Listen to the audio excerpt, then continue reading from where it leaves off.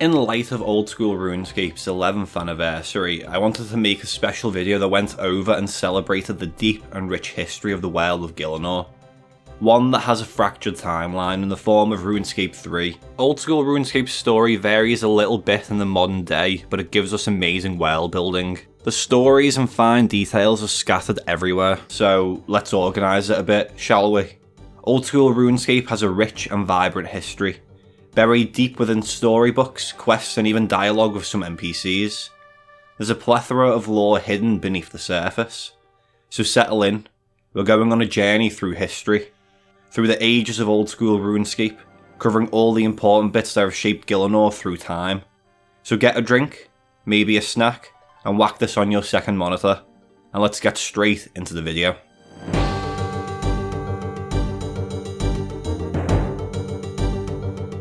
This information will be a mix between Old School RuneScape and RuneScape 3 for the early periods. I'm fully aware they're separate games and eventually diverge at some point, with RuneScape 3 adding more lore into what was Gielinor before Guthix arrived. For the sake of consistency, this video will look at all information available from OSRS to form the basis of the history, with me only looking into RuneScape 3 for additional context and to expand on some points. This is mostly prevalent to the first 4 ages of RuneScape, as this is what we can call the historical period, taking place before us, the players, show up in the world. The 5th age is where the timeline diverges for the majority, owing to an alternate timeline in a way.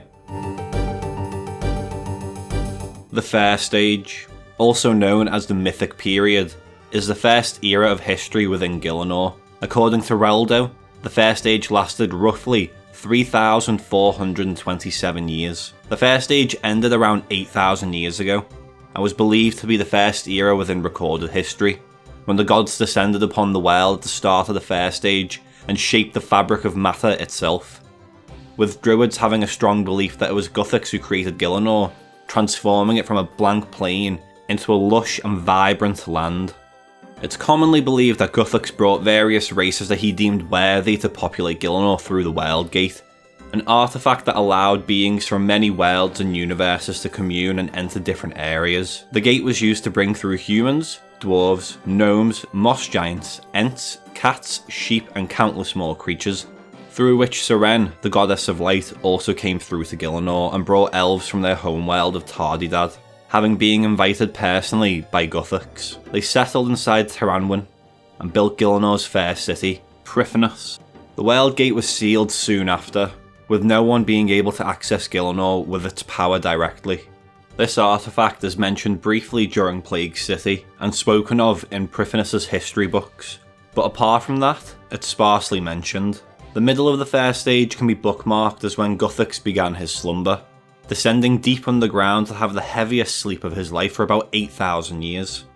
Towards the end of the First Age is when the other gods arrived to Gielinor: Saradomin, Armadil, Bandos, etc. You might be wondering why I don't mention Zamorak and that, but we'll get into that soon. Zaros' arrival next to a small village, which eventually would become known to be as St. Histon, marked the beginning of the Second Age. Just before we finish off about the First Age, there's a worthwhile theory proposed in the Book of Folklore to mention about the creation and life force of Gielinor. This all stems around the existence of an ancient race of creatures known as Elder Dragons. The belief is that as long as Elder Dragons remain in the world would continue, and that the extinction of them would result in the end of the world.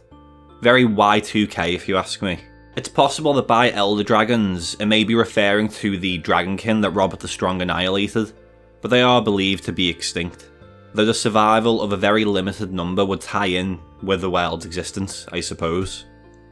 This theory is not widely known and even less popular with skeptics, believing that it was created to cast doubt on the idea of Gielinor being barren before gods arrived. But anyway, that's enough about conspiracies. Let's get in to the Second Age. The Second Age, the Ancient Period, or otherwise known as the Golden Age of Zaros. This age lasted roughly 1,780 years, in which many gods came to and left Gielinor, with many of them introducing their own races. Some believe there may have been more than 20 gods existing at once on the planet, but these gods would either ally themselves with more powerful ones during the time, or perish during the God Wars. But this age can easily be seen as one of the most important ages in history, as it was the beginning of many feuds of gods and their followers, setting but bitter hatred for one another. Many of these gods were mortal within their homeworlds and ascended to godhood by finding artifacts from the elder gods, thus letting them unite their homeworld through this power. As mentioned in the previous chapter, the Second Age is where Zaros arrived and began establishing his empire, annexing territories surrounding his. I'll go into the Zarosian Empire shortly, but I will link a video here about the rise and fall of the Zarosian Empire if you're interested. Saradomin arrived on the island of Entrana, and brought with him Icene and centaurs. He also began to conquer the land, but began to develop a personal connection with the world before him. His initial mission, to some belief, was to search for more elder artifacts, but soon he wanted Gielinor to himself. Saradomin's biggest settlement during this time was Hallowvale, with the capital city being inhabited by Icene and humans. Armadil arrived and brought avian seas. It's rumoured that he ruled the skies of Gielinor and potentially parts of Kandarin during this age, though little is actually known of his activities during this time. A group of humans called Icovians came to worship him at some point in time, and evolved into the present-day Guardians of Armadil, with Armadil entrusting the protection of his staff to them. Bandos also arrived once he learned of Gielinor, also learning that Guthix had supposedly left. He introduced large numbers of his followers from Ubiusk and began ruling them on both planes, eventually gaining a small human following. He revelled in bloodshed as his armies fought the other gods for him. Tumakin and Elidnus arrived, where they met upon a river and fell in love. Together, they created Iclarin and Amasketh. They and their 2 children made up the major pantheon, and they further created 4 lesser deities as well. Together, they created the Menethite Empire, which spanned the majority of the Caridian Desert, though back then, it was a lush region. And then we come to the Empty Lord, Zaros. Zaros created one of, if not the mightiest empires to ever exist within Gielinor. I've actually got a whole video about the empire, so if you want more info, you can go and watch that, but I'm going to gloss over it here. Before Zaros arrived on Gielinor, he was created in Frunesque eons ago by an elder god, Ma, alongside his companion, Seren. As Seren is known as the goddess of light, Zaros is her counter-opposite, being the lord of darkness.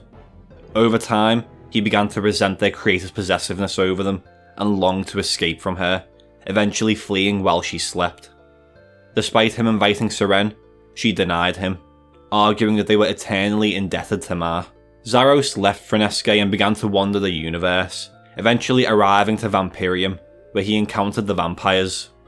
They knew him as the stranger from afar, and quickly he taught them of culture and society, transforming them from tribal-based animal hunters to more civilized people. An unknown time later is when Zaros arrived in Gielinor, building an empire over the course of several centuries, stretching more land than any kingdom ever established since. Zaros ruled with mighty force, aiming to put the entirety of Gielinor under his control. The capital of this empire was Sentistan, initially a small village that had transformed into one of the most advanced settlements of its time, possibly even rivaling Pryphinus to some extent. And it also served as the centre of the Zarosian worship, housing a temple to the god. Other fortresses and cities rose throughout the empire, so Zaros could maintain an iron grip. So he began a campaign against the Caridian Empire to the south, starting the Caridian-Zarosian War. There were a series of major battles in the northern Caridian lands. These began as simple border skirmishes that broke out due to the Menethites fearing the expansion of the Zarosian Empire. To try and hold back Zaros and his forces, the gods of the Menethite pantheon granted their people powerful weapons which ultimately did not turn the tide of battle, with Zaros slowly encroaching upon their lands. Iclarin, the Menethite god of the dead, left Gielinor to seek more powerful allies to aid them, and eventually arrived to Frunesque, Zaros' homeworld. He managed to convince the Marjara to swear allegiance to him, and vanquish the Zarosian armies, and with their agreement, he allowed them to come into Gielinor, and they were named Iclarin's stern judges. Over the course of a few years, Iclarin, alongside the Caridian Empire, began to drive back Zaros. Though once Osmumton became pharaoh, the Marjara defected to join Zaros on the advice of Slisk. This proved to be the downfall of the Caridian Empire, as Zarosian forces once again began pushing back, and in a desperate last stand, Tumakan sacrificed himself, causing a cataclysmic magical blast of fire, annihilating armies on both sides, and devastating the surrounding areas. This is what turned the once lush and vibrant Caridian lands into the desert that we now know it as. This betrayal led Amasket to lose her mind, and warp her view on reality. Through this, Zaros retreated, his forces diminished and depleted. He couldn't face another potential loss, so his forces left the land for good. To recap really quickly, this is how the Zarosian Empire looked, approximately at this time. You could say it was the peak of the empire.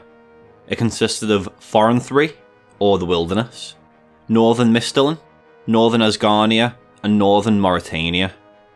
The gods, and by extension their empires, made a pact that if any of their empires are attacked by Zaros, then an alliance of gods will declare war on him. So a cold war ensued, with tensions rising over time. And after 2 millennia of being on Gielinor, seeds of doubt began being planted in Zaros' followers' minds, some beginning to grow dissatisfied. The most notable was Zamorak the Scourge, who was Zaros' greatest general. Zamorak approached some of his kin, and convinced some of them to join his side in splintering away from Zaros, which eventually turned into a full-blown rebellion. Zamorak teamed up with the Marjarat Haziel and Zimoragul, a powerful Zarosian demon named Thamaron, the human general Vigora, and the vampire lord Draken. Though before they could truly even think about defeating Zaros, they needed an elder artifact to turn the tide of battle, such as the Staff of Armadil. The Staff of Armadil, as mentioned before, is an elder artifact and considered by some to be one of the most powerful items to ever exist, playing an important role within history. Nearing the end of the Second Age is when it was stolen by a Saradominus named Valdez, who claimed that he stumbled upon it inside the abandoned Temple of Ikov. He took the staff to deliver to Saradomin, but it was then stolen by a thief named Renard. Renard decided to sell it, so he gave it to a messenger named Karim, and gave him the task of finding a buyer. And would you look at that, he just so happens to go to Zamorak, who was very interested in the staff, eventually getting his hands on it and enacting his master plan. Zamorak employed a lot of deception and slowly began to weaken Zaros' forces behind his back, and eventually Zamorak and his allies came to Zaros' chamber to allegedly discuss war plans. The following is an account of General Vigora of the incident from RuneScape 3. While we distracted the Empty Lord of our feints and attacks and kept his bodyguards busy, Lord Zamorak outflanked him, unsheathed the staff and plunged it into his back. The Empty Lord turned away from our battle, eyes burning with hatred, and towards Zamorak instead. Seeing this, we all fought with extra vigour, so that General Zamorak would not face our lord alone. But we were outnumbered by many hundreds of warriors and demons and could not reach him to assist him. The Empty Lord was a powerful god, stronger than any of the others awake at the time, possibly even as strong as Guthix is, and Zamorak was but a mortal, a Marjarat warrior all the same, with all the strength and power that entails, but mortal nonetheless. But to see him fight, you would not think of him as a mere anything. He was war itself. Flurry after flurry of blows he rained upon the Empty Lord, and the very castle walls shook and quivered with their power, but the Empty Lord would not fall. Even with the weapon of a god embedded in his back, he fought on, and with each blow our victory seemed less and less certain. Even with the Staff of Armadil sticking from his body, Zaros had gained the upper hand and overpowered him, lifting Zamorak up into the air and choking him while he screamed and kicked. But in this vital moment, he lost his footing according to Vigora, and fell, impaling Zamorak with the other end of the staff. By pure chance, this means that a great portion of Zaros' divine power was transferred into Zamorak, ascending him to godhood. And as Zaros faded, he abandoned his body in a bright flash that followed by cold darkness, his spirit leaving and his body beginning to fade. On the other hand, Zamorak became more real. His newly gained divine power would not only open his mind to the universe, but just exactly what he could achieve as he had ascended to godhood. As Zaros left, he uttered a curse, that anyone who played a role in his supposed death could never find peace in death, and would eternally wander Gielinor as ghosts, though this supposedly only worked on the humans that were pivotal in this moment. The Zarosian Empire began to crumble, with Azanadra, a high priest of Zaros, trying to push back against the rising tide. What exactly marked the end of the Second Age? Well, there's a great debate, some saying that it ended with Zaros' banishment and subsequent escape into the Great Unknown. Others say it came to an end when other gods, perplexed by Zamorak's ascension, banished Zamorak from Gielinor. What is known for certainty is that Zamorak returned with an army greater than before, and declared war on all of the other gods, officially marking the start of the Third Age of Gielinorian history, otherwise known as the God Wars. Zamorak returning to Gielinor with an army of demons and declaring war against every god he could, with a war that took up the entirety of the Third Age. This age is the pinnacle of history and shaped the world into what we now know it as. Early on in the Third Age is when the Zarosian extermination was at its height. The Empire was decimated by the combined forces of Zamorak and Saradomin, with cities and fortresses being torn down one by one, trying to get rid of any mention of Zaros. Next led the Zarosian army in the battle for the ritual site, and ended up being imprisoned within the ancient prison by Saradominists. Azanadra ended up being imprisoned within the Jaldrocht Pyramid. The cities of Uzi and Ulek were destroyed by Thamaron and Balfrug Kriaf, and finally, the capital city of Sentistum fell sometime before the year 3804, reducing the once mighty empire to dust, with only ruins and remnants of a long forgotten past lingering to this day. The gnomes and dwarves went into hiding during this age. Within the mountain, the dwarves became prosperous and accelerated their own people. Even the elves retreated within their city to avoid this bloody conflict. The most important and titular event was the God Wars itself.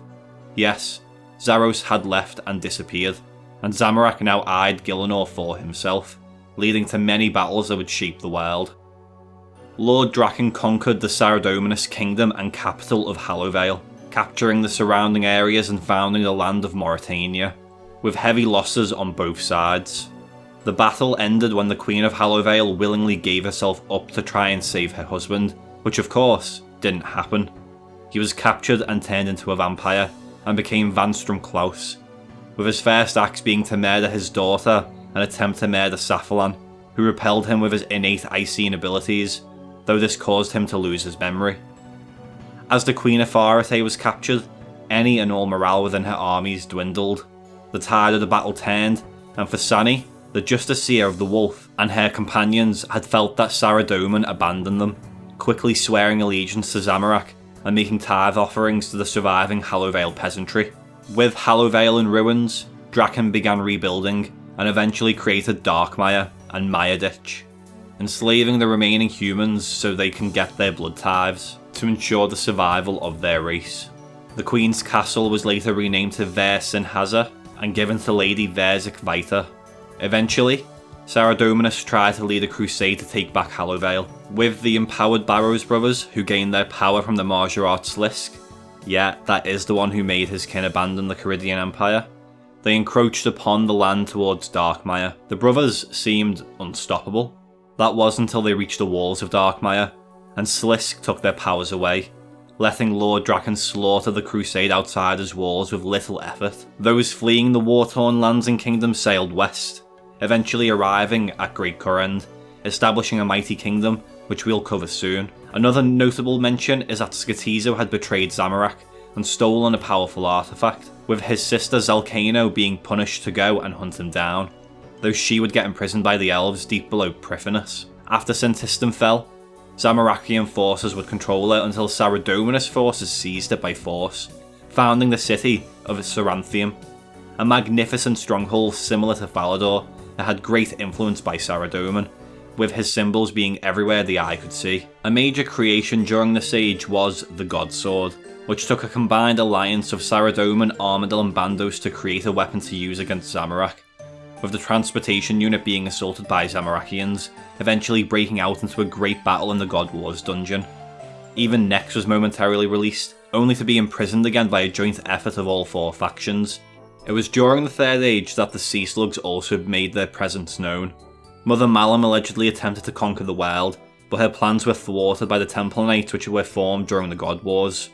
Haziel conquered the land that is now Ardoin, and truly, the world was on the brink of destruction from all the chaos that had enveloped it. Through this long and bloody campaign, Zamorak was eventually cornered within Forenthry, and in a last desperate attempt to maintain some type of control, he used the Stone of Jas to incinerate the land, scarring it and cursing it, causing it to become what we now know as the Wilderness.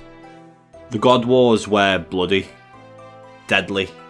It caused untold chaos and saw many races and species go extinct, virtually wiping out all Avianese, Icene, Centaurs, light creatures, worms, white dragons and many, many more.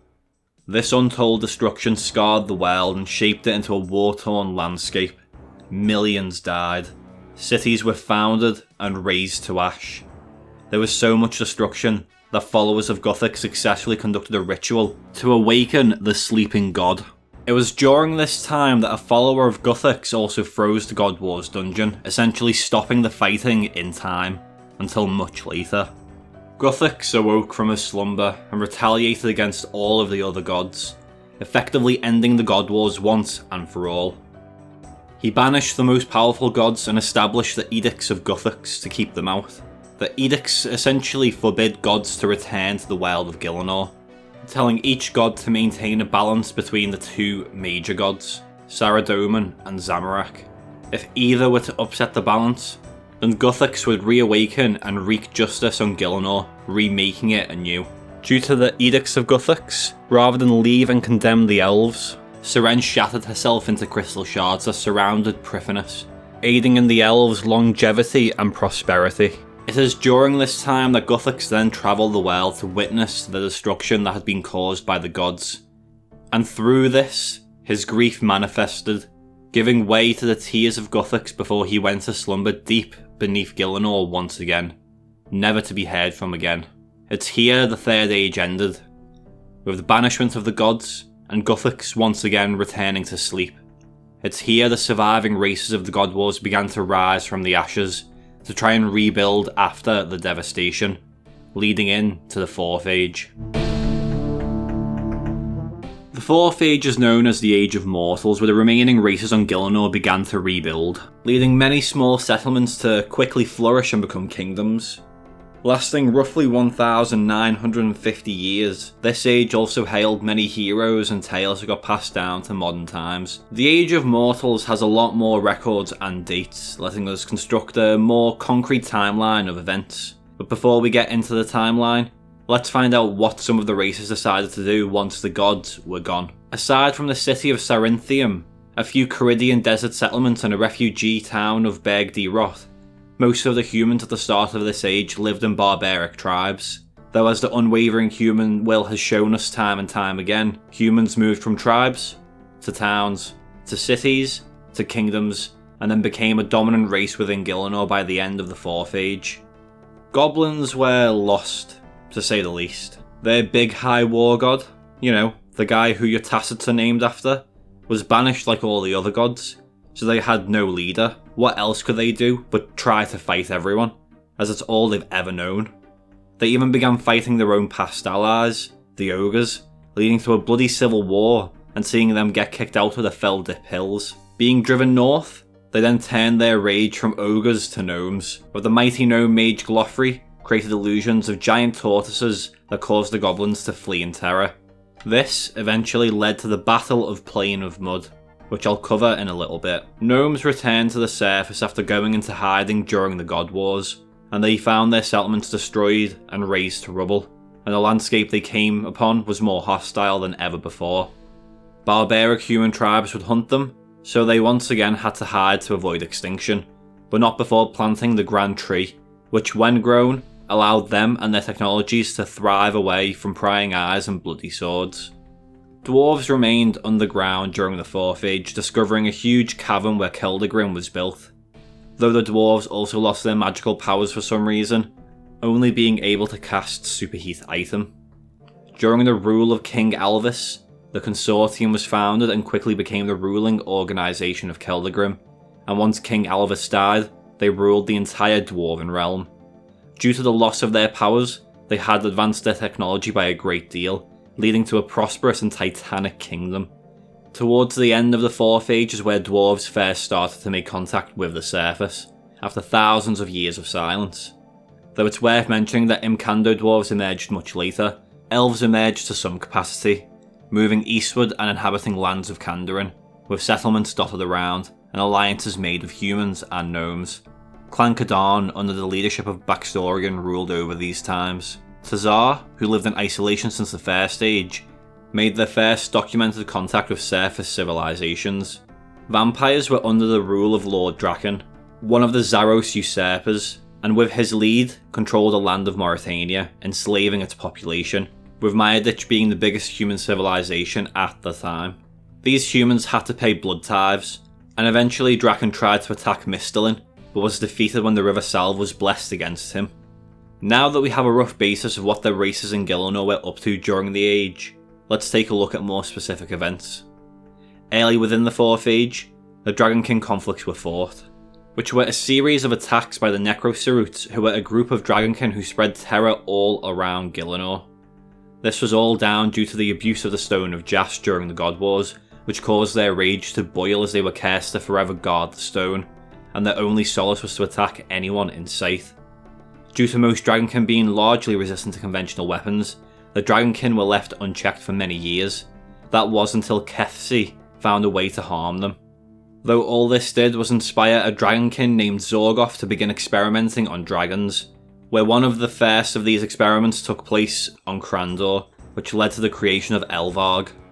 They then moved to Ungale and began more experiments, resulting in the creation of at least 2 Vorkath. With Zorgoth seeing these as failures, he destroyed one in rage, and as the operation gained traction and became larger, the Lithrican Vault was constructed and he fled Ungale as humans discovered his whereabouts. If you want to know more about the Dragonkin, I've got another video that I'll put on screen and in the description. Other major events involve the permanent settlements of Intrana, Falador, and villages throughout Karamja being created, as well as the kingdoms of Great Kurend and Avaroka being formally created. Avaroka is an interesting one to mention, as the tribe was founded when they found a baby abandoned in that same location, and as the travellers saw this as a good omen, they began to lay their roots. Allegedly, this baby grew up to be Arav, a famous 4th Age hero who battled Zimorgul to save Varrock. This eventually led the kingdom of Avaraka to conquer neighbouring tribes and form the first human nation of Mistalin. Around the middle part of the 4th Age is where the Battle of Plain of Mud was fought, between the 11 goblin tribes. I'm not going to say all the names, I'll just list them on screen. The battle lasted a very long time, and they nearly drew themselves to extinction from constant war. A goblin got a vision from the Big High War God, telling them to stop fighting each other and gave them their commandments, promising to send a chosen commander to lead them to their future. All the remaining generals believed this vision and stopped fighting, constructing a temple at the site of the battle which sunk into the ground, and it's at this time the Dorgashan Civil War took place. This was an internal conflict within the Dorgashan tribe, and arose from a difference of beliefs within the tribe. Initially, Dorgash Khan was ruled over by generals, just as the tribes on the surface had been. The generals would take power by defeating the old general in combat, though the generals now had been advised that all the people felt like the council should have authority as they were no longer an army. Through democracy, the vote turned the tribe into a republic, but General Bonehelm refused to give up power, with the republic having greater numbers, but the military faction having magical artifacts and better warriors. Over time, General Bonehelm was driven out of the city, digging out his own base nearby, and in a deadly final battle, when he was forced to retreat into the caves he dug out, the footsteps of his soldiers had caused the unstable mine shafts to collapse, killing them all, leading to the end of the Civil War. Following this, Dorgash Khan quickly became a peaceful and prosperous city, abandoning Bandos' bloodthirsty view of the world. Around this time as well, the Kingdom of Asgarnia was formed, and the government of Avaroka converted to a monarchy, Many dark creatures from Mauritania began to attack Mistalin due to the presence of the vampires, though 7 certain priestly warriors defeated them and blessed the River Salve, making it impossible for creatures of Zamorak to pass. Apparently. Towards the end of the middle of this age, the mage Xeric over in Coren finally asserted his power over the kingdom, and remained in power for roughly 100 years. I'm briefly going to cover what happened with Xeric over in Coren, but if you want a more detailed look, I posted a video a few weeks ago that I'll post in the description as well. After the successful assassination of King Shazian VII, it was speculated that he had used the power of the Dark Altar and moved his spirit from his mortal body into an incorporeal one, allowing him to gain massive power and emerge victorious from the battle against the soldiers. As he reigned Great Coren for 100 years, it can be assumed that he had achieved immortality before the ascent of Arceus. At this point, he began to refer to himself as Xeric. With his newfound powers, he proceeded to kill the rulers of the 5 cities and claimed Great Coren as his own. However, while he was powerful, he couldn't rule the people alone, nor could he rely on human informants. So he created the Lizardmen. With the Lizardmen at his disposal, who were fiercely loyal and did as he commanded without question, the people were powerless to resist his authority, and thus began the Age of Strife. Many fled from Great Coren, seeking refuge southwest of the kingdom, beyond the Kebos lowlands, and here the refugees founded the Kingdom of Varlamore. It's commonly believed that the Tassikal had granted the knowledge to immortality to Xeric for reasons unknown, and misused it. Because of this, and his widespread slaughter of the people that would come after, the Tassikal view him with contempt and become offended whenever you speak his name to them, instead calling him the Great Betrayer. The Lizardmen served as Xeric's primary guards and enforcers. They would sweep the cities and farms, kidnapping people for use in his many experiments. At the height of his reign in the 43rd decade, a resistance group called Hacks, Humans Against Xeric, attempted to storm the Tower of Magic and defeat him, but failed, resulting in a loss of about 200 members. And only a few years later, Ben, a farmer, witnessed the Lizardman guard murder a child whilst working his farm. Outraged, he slaughtered the Lizardman with the entire town as witnesses. Urging the people to fight back, they took up their swords and began a revolution. And within 7 days, the Lizardmen were outnumbered and driven beyond the kingdom into the Kebos lowlands. And it was here, during the revolt, the temple surrounding the Dark Altar was destroyed as well, weakening Xeric's power and forcing him into exile. I've already covered Xeric's story in a video that I've done recently, but the tale of Coren is left best for another time due to how much lore there actually is. So we can leave on the note that Bern the Farmer would become King Bern I. In the late 4th Age, the Great Migration takes place for the gnomes, which saw gnomes officially take up their lands in the form of the gnome stronghold. Travellers came upon the River Salve and disregarded warnings from Patadomus, and formed settlements that would become Canaphus, Port Phasmatus, and Fenkenstrain's castle, but of course the vampires would take dominion over these areas. This is also the period in which Necrovarus arrived at Port Phasmatus to build the Ectofunctus and liberate the people of the town by making a magical shield that Draken couldn't cross, though the side effect was a little bit undesired. Everyone died, and became ghosts. So, yeah. The lovely town of Lumbridge was also formed during the last 100 years of the 4th Age, and the Church of Saradomin was erected in the same town. The independent town of Al-Kharid was also formed in the desert. To mention Great Coren once more, I'd like to speak about the War of the Five Houses, a civil war near the end of the 4th Age. Despite the name, Arceus never participated in the war. During the 120th decade, King Agatha IV was overthrown by the leaders of the Five Houses, presumably due to his mismanagement of the kingdom that left it ravaged by famine. With no one next in line to the throne, an alliance between the Lovacane and Piscarilius house formed to murder Lord Shazian, which was short-lived as the two houses began to fight one another. Meanwhile, the Hasidius house began to mobilise their forces, and Lord Troban Arceus began to reinforce the defences of Arceus, not wishing to participate in the civil war. Though the exact casualties are not known, the Hasidius house suffered massive casualties compared to the other houses. In addition, structures that were known to have been destroyed include Shazia, once a castle belonging to the Shazian house, and Forthos, the former seat of Hasidius house.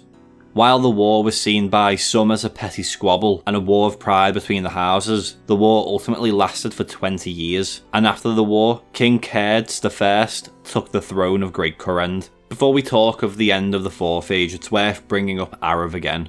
The brave adventurer who became an undying hero as he protected Avaraka from the Zamorakian Marjarat Zamoragul, sacrificing himself to save the city, but at the cost of giving his life. The ultimate battle that took place between him and the Marjarat was bloody, and he was going up against a giant with strength that far surpassed his own. Knowing that his time was coming to an end, he cast away the legendary Shield of Arav and faced Zamoragul head on, biding time for the gathered forces of humanity to take on the rest of the Marjarat's army. Though, as tendrils of oily smoke crept from the Marjarat's hands to Arav, and slowly twisted and constricted him until he lay still, Zamoragul knew his victory was at hand, at least over Arav. When he looked up, he saw the grandson of a town elder raise the shield and use its power to destroy the remnant of the Marjarat's army. Standing alone, Zamoragul fled as he was forced to retreat, but took Arav's body with him, reanimating it and forcing him to become one of his thralls. Humans after this point began to dominate the landscape as the art of runecrafting was rediscovered,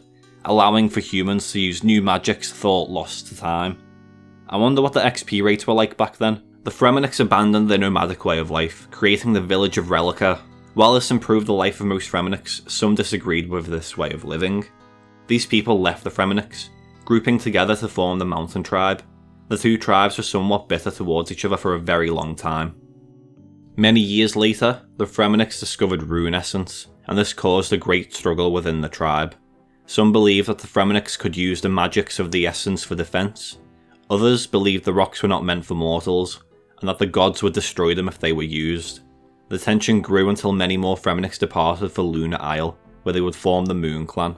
Taking advantage of the Fremenniks' temporary vulnerability, the Mountain Tribe attacked Relica, taking with them the rock which they believed sacred. The two tribes avoided contact from that point on.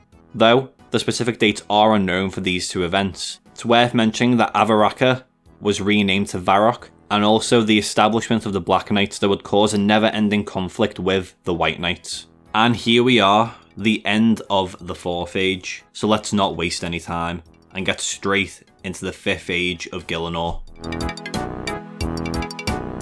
The Fifth Age. The age of humans. Humanity has made lots of progress in all walks of life, from technology to political and economical strides. And I'm not just talking about this guy making bank in the GE. The most recent history and lore that we have, with a few major events occurring that shaped the lands that we travel and quest across.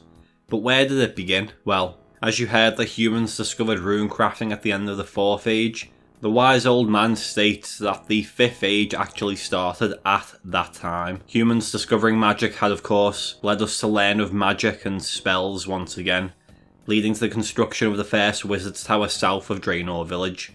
Through this creation, the founding of the Order of Wizards also happened, and they initially welcomed all researching wizards, regardless of religion or race, but strictly forbade Zamorakian wizards from certain research topics, claiming that whatever these topics were, they were too dangerous. But Archmage Cedrador thinks it's because the Saradominus just wanted the knowledge to themselves. Soon after, the rise of Kandarin happened, which according to the Varrock Museum, Saradominus, led by the Carnelian family, decided to remove all evil influences from the area now known as Ardoin, eventually creating Kandarin as one of the largest nations in the world. It's during this time that the Marjarat Azil was sealed away, being defeated by the Carnelian family, which further helped them secure their status as a rich and powerful house of the kingdom. Moving back towards Mistalin, it was also during the Fifth Age when the demon Delrith attempted to destroy Varrock, but was valiantly defeated by a hero named Wally, who used the legendary blade Silverlight to banish the demon,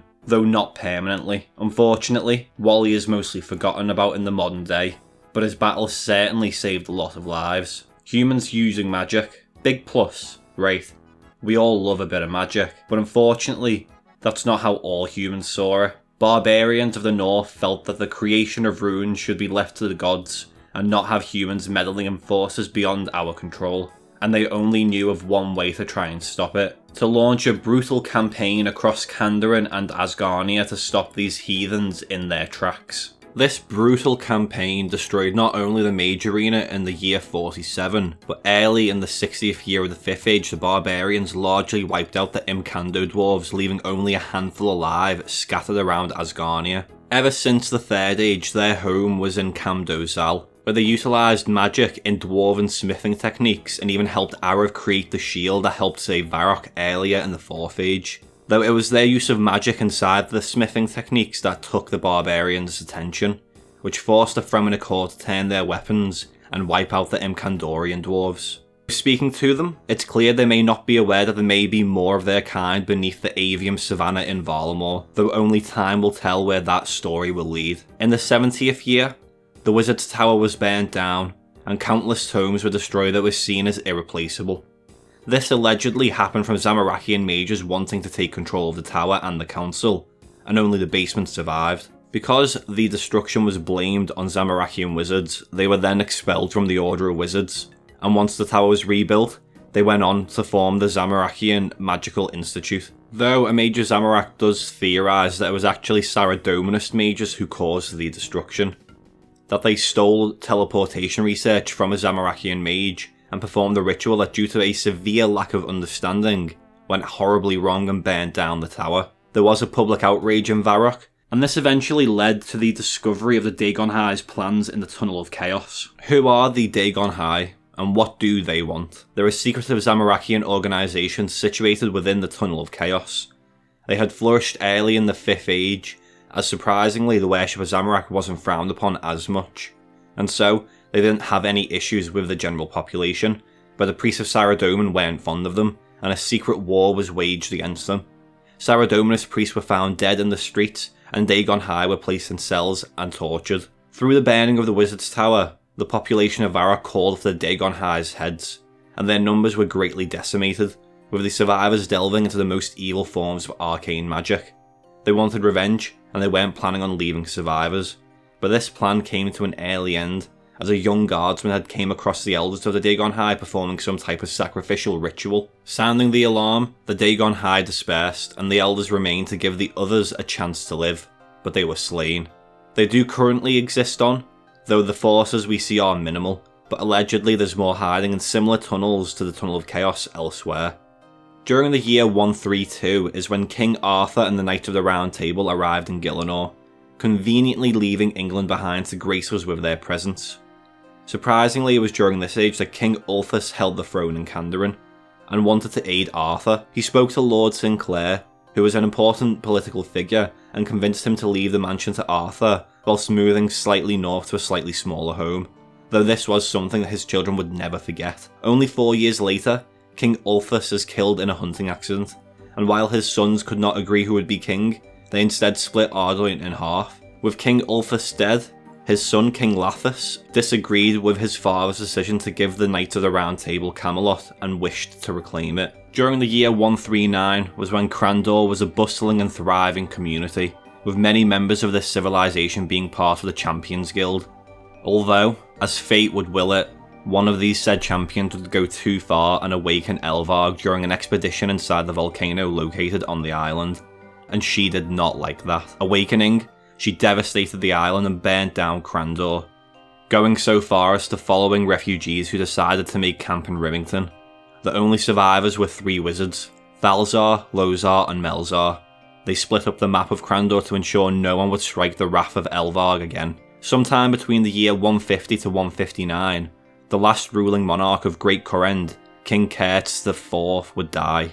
This is an excerpt of what happened. The day before Rosa's 11th birthday, she and her father made their monthly trip to Lovercane, where he purchased an ornate flask and an old rose-shaped locket from an old dwarf tinkerer. The locket was given to Rose as a present, whilst he purchased a flask for himself. Unbeknownst to the king, the flask he purchased was corrupted with dark magic, and soon his mind became corrupted. Soon after, an Archaeus mage, later revealed to be Xantha, reached out to David Andrews, one of the king's advisors. An expert on old curses, the mage claimed that the king's curse had deteriorated his mind beyond saving, and gave a poison for David to kill him. Accepting that the king could not be saved, the king's advisors proceeded to kill him with the poison. As Rose was too young to take the throne at the time, the king's advisors formed the Korend Council, in order to rule the kingdom until Rose was ready to do so. In year 154, the Siege of Varrock, which is an unofficial name given to a military invasion led by the Margerart Lucian, happened. The battle saw the relatively brief Siege of Varrock, the Mystylanian capital. The Varrockian military managed to repel the invasion at little cost, primarily through the use of magic made possible by the nation's then dwindling rune supply. The siege was waged in much the same way the invasion of Avaraka had been led more than 1,000 years before. Lucian led an army of the undead harvested through the wilderness into the region. Although unlike mmorpg, he was also aided by at least one human necromancer for support, Solus Delaga, who, despite playing only a small role in the siege, would go on to become one of the world's most powerful battle mages. Little else is known about the battle, but display case 26 in the Varrock Museum's second floor is dedicated to this battle. Although it does not make reference to Lucian by name, the Temple Knights have evidently investigated the battle to some extent. For many years the mountain tribe wandered, never remaining in one area for too long, until approximately 14 years ago, their leader, Hamal the Chief, ordered the tribe to stop moving. His daughter had mysteriously disappeared, and so the tribe remained in one area, searching fruitlessly for her. And that finally brings us to the year 169, the year that is seen as the current of RuneScape, where we get involved in the story and we take our first steps from Tutorial Island into the big brave world. And let me tell you, if I spoke about what we get up to, this video would be much longer. From our first quest of helping a chef bake a cake, to slaying dragons, stopping remnants of deities, delving into ancient tombs and vaults, trying to overthrow vampire overlords, the stories are countless. Well, I guess you can count them. At the making of this video there's 159 quests exactly, but depending on when you watch this video, the number may be higher, and it probably will be. Rather than having all of the quest lines and stories in this one video, that's what my lore series is about. A more in-depth look at the races of Gielinor, their history, and where they're involved within the quest lines that we have, and of course, how we get involved. With Valamor coming out and sailing being integrated into the game, there's going to be a lot of lore that will be grown and added to, making things more interesting and the journeys more perilous. And I still haven't got a max cape, so there's more videos I can make while I AFK mine. I hope you guys enjoy the video, and thank you so much for watching.